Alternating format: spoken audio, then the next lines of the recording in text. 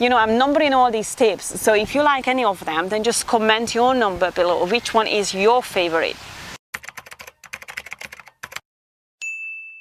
Hi guys, this is Amesha, and in this video I'm going to tell you some really important frugal living mantras that you need to know. Number one thing is, please, if you're new here, then make sure you subscribe and also share this video, and of course give me a thumbs up as well. Today I came out in this beautiful weather to give you these kind of tips. If you're struggling to get to your goal, it's because you have something that is missing. Obviously there is something that you're paying attention to a little bit too much and it's not helping you to achieve your goal. So the number one thing that I would like to say to you is that do not compare yourself to others. So you have a goal yourself. So what other people do, if they want to buy all kind of material items, it's their business. You have your own personal financial goal and you want to achieve that. So keep to that and just keep going towards that, and you will soon get there. But if you are looking around and you're comparing yourself, you will always find things that you don't have and the other person does. So what's that going to actually give you is take the fun out of life. So just you know, eyes on the ball and just keep going, and you will eventually get there. Tip number two is do not buy just because other people have that. So it's a little bit connected to number one, but there is a saying that if you own things that you don't need, then very soon you need to start selling things that you actually need. Whatever you don't use for 3 to 6 months, then that needs to go. There is a Chinese saying as well that everything will be in place at some point. If it's not supposed to be in your house because you just simply don't use it, get rid of it and get stuff that actually bring you happiness, something that brings you joy. Everything needs to have some kind of use. You will feel better. Clutter-free is such a great way to live. And number three, even though I said in number two, do not buy things that you don't need, but if you feel like something brings joy to you, like if you feel like, I don't know, beauty is important to you, then buy those things, because you need to look at the time, how long you're going to enjoy those kind of items.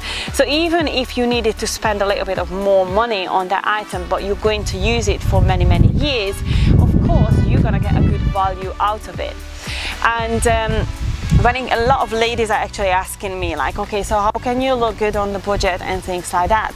Well, my answer to that is, you know, there are so many videos out there about capsule wardrobe and things like that. When you have certain items, these staple items that you need to have in your wardrobe, and when you decorate these items in different ways, you can get a lot of value out of it. So check out a capsule wardrobe if you like.